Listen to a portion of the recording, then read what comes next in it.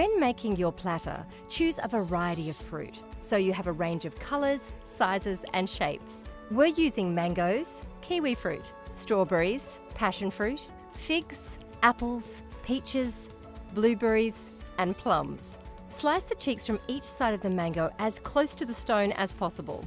Make cuts in a crisscross pattern on both pieces, without cutting through the skin. Then turn the cheek inside out.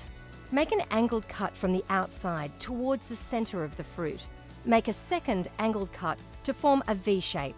Continue making a series of zigzag cuts around the kiwi fruit, then pull the halves apart.